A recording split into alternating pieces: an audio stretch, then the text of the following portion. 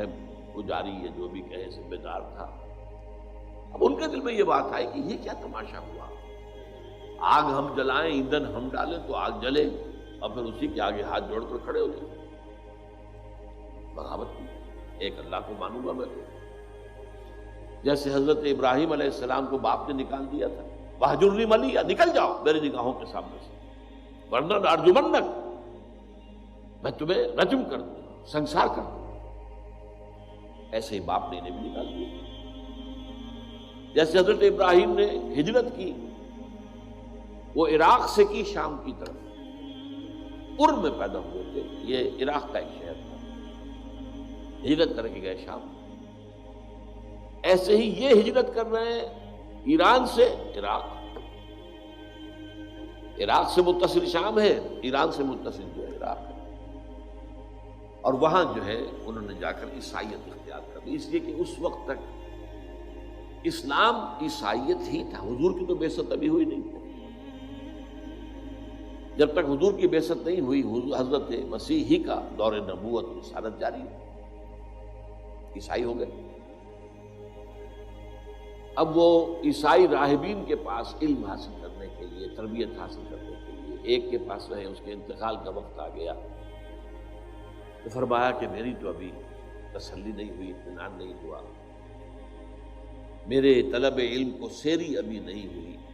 اس نے پتہ دیا کہ اچھا اب جاؤ فلاں راہب کے پاس چلے جاؤ، وہاں پہنچ گئے، وہاں زیر تربیت و تعلیم رہے، اس کا بھی وقت آ گیا، وہی بات دہرائی۔ تب اس نے کہا کہ میرا علم مجھے بتا رہا ہے کہ جنوب کی طرف کھجوروں کی سرزمین میں نبی آخر الزماں کا ظہور ہونے والا ہے۔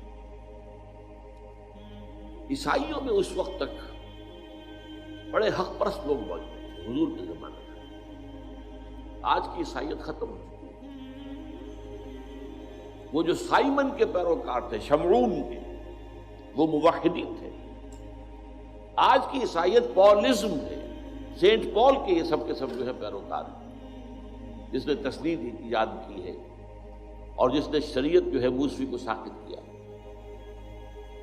اس اعتبار سے اس وقت تک جو ہے وہ لوگ موجود تھے جو صحیح حضرت عیسیٰ علیہ السلام کے پیروکار ہیں۔ آپ کو معلوم ہے حضور کو بچپن کے اندر پہچان لیا تھا ایک عیسائی راہب نے، بحیرہ راہب، جب ابو طالب کے ساتھ اپنے چچا کے ساتھ وہ ایک قافلے کے ساتھ گئے اور اس نے پہچان لیا اور اس نے کہا ابو طالب سے اس کو حفاظت کرنا، کہیں یہودیوں نے ان کو پہچان لیا تو انہیں قتل کر دیا۔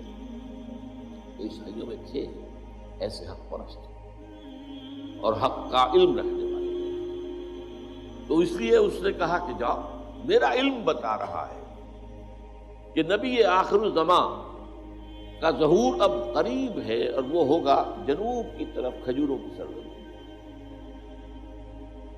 حضرت سلمان نے رخت سفر باندھا اور ایک قافلہ جو جا رہا تھا مدینے کی طرف اس میں شریک ہو گئے۔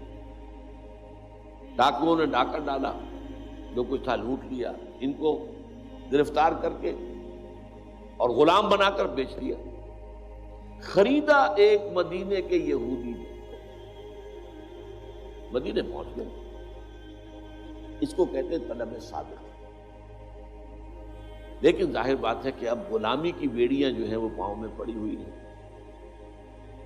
آگے تو نہیں جا سکتے۔ سن رہے ہیں کہ مکے میں ایک شخص نے دعویٰ کیا ہوا ہے، لیکن جائے کیسے؟ اب یہ کہ حضور خود تشریف لے آئے، ہجرت فرما کر۔ تو میں کہا کرتا ہوں کہ یہاں کنواں جو ہے وہ چل کر پیاسے کے پاس گیا، حضور پہنچے صلی اللہ علیہ وسلم۔ اب انہوں نے اپنے مالک سے کچھ کھجوریں حاصل کی اور لے کر پہنچ گئے حضور کی خدمت میں۔ آپ نے پوچھا کیا ہے؟ یہ صدقہ ہے، آپ کے لیے لایا ہوں۔ میں صدقہ میں نہیں دیتا، یہ غریبوں کا حق ہے، تقسیم۔ اور یہ بات بتائی تھی اسی راہب نے کہ یہ ان کی جو نشانی ہوگی، صدقہ قبول نہیں کریں گے، ہدیہ قبول کر لیں گے۔ کچھ دنوں کا بیچ ڈال کے پھر کچھ کھجوریں لی، پھر پہنچ گئے۔ کیا ہے یہ؟ ہدیہ ہے، آپ ہدیہ ایمان لیں۔ اب دیکھیے طلب حق کے اندر ایک انسان اگر اس کی طلب صادق ہے تو کیا کیا مشقتیں کی. لہذا اگر کوئی شخص جس تک اس محمد الرسول اللہ کا پیغام پہنچ چکا ہو اور پھر وہ ایمان نہ لائے تو یا تو وہ کسی عصبیت جاہلی کے اندر مبتلا ہے,